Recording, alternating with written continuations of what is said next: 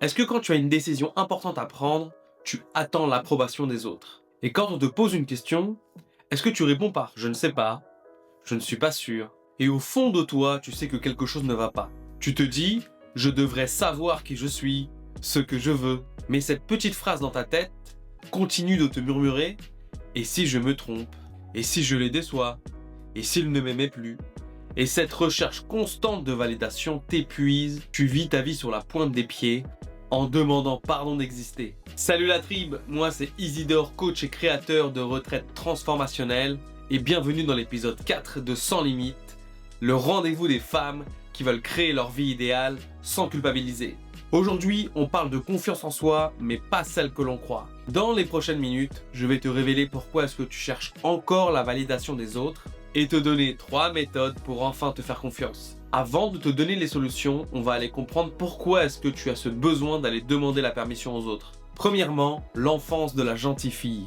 Petite, on t'a appris à être sage.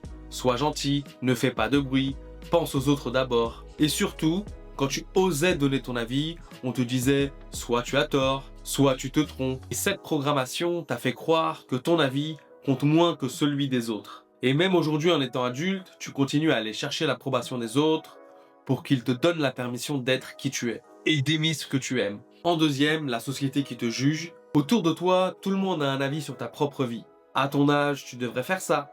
Une femme comme il faut, fais comme ça. Si j'étais toi, je ferais ça.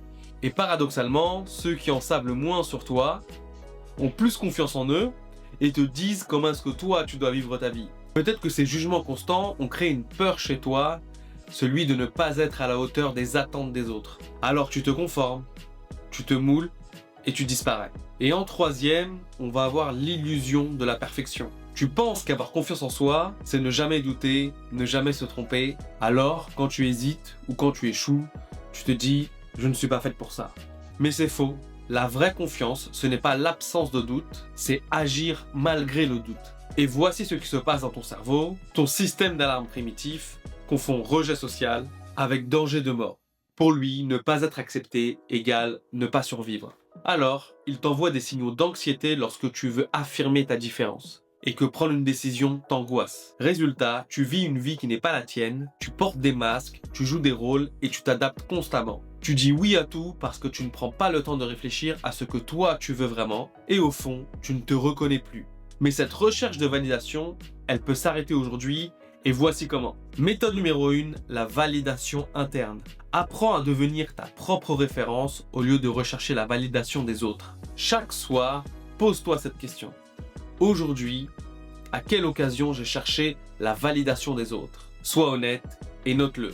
Pour chaque situation notée, demande-toi, si j'étais seul au monde, qu'est-ce que j'aurais envie de faire? Cette question révèle tes vrais désirs, ceux que tu étouffes pour plaire. Par exemple, tu veux changer de coiffure et avant tu allais demander à tes amis. Et bah aujourd'hui, au lieu d'aller leur demander, pose-toi la question, qu'est-ce qui te plairait vraiment? Dans le meilleur des cas, tu vas avoir une super coupe, ça va te plaire, et puis tu seras fier d'avoir pris la décision. Dans le pire des cas, tu auras une coupe qui te plaît pas trop, mais au moins tu auras la fierté de te dire que c'est toi qui as pris cette décision. Tu peux aussi faire l'exercice d'attendre 24 heures avant de demander l'opinion de quelqu'un d'autre. Ce que je te conseille, c'est que pendant ces 24 heures, tu vas chercher en toi quelle est la réponse que tu veux te donner à toi-même. Et tu vas voir, la réponse elle existe. Cette méthode te reconnecte à ta boussole intérieure et tu n'as plus besoin de GPS extérieur. Méthode numéro 2, la désensibilisation au jugement. Tu peux t'entraîner à supporter le regard des autres sans t'effondrer. Commence petit. Change une chose visible, couleur de rouge à lèvres, chemin pour aller au travail, façon de dire bonjour, et observe tes sensations quand les gens remarquent. L'objectif est d'habituer ton système nerveux à être vu différemment sans que ce soit dangereux pour toi. Quand la peur du jugement monte, demande-toi « Et alors s'ils ne sont pas d'accord? Et alors s'ils me trouvent bizarre? Et alors s'ils ne m'aiment pas ?» Pousse ta réflexion jusqu'au bout, tu verras que le pire scénario n'est pas si terrible que ça. Je te donne un exemple, tu es en réunion et tu veux donner ton avis, mais tu as peur. Dis-toi « Et alors s'ils ne sont pas d'accord? Ils ne vont pas me virer pour avoir une opinion. » Au pire, on débat, le danger n'existe que dans ta tête. Cette méthode désamorce la peur, tu réalises que le jugement des autres ne peut pas te détruire. Méthode numéro 3, l'affirmation progressive. Muscler ta capacité à t'affirmer par petites touches. On va voir la pyramide d'affirmation avec 3 niveaux. Le niveau 1, les décisions sans enjeu. Choix du menu, film à regarder, itinéraire. Le niveau 2, les préférences personnelles. Musique, vêtements, loisirs. Et le niveau 3, les opinions importantes. Les valeurs, les projets de vie et les relations. Commence par le niveau 1.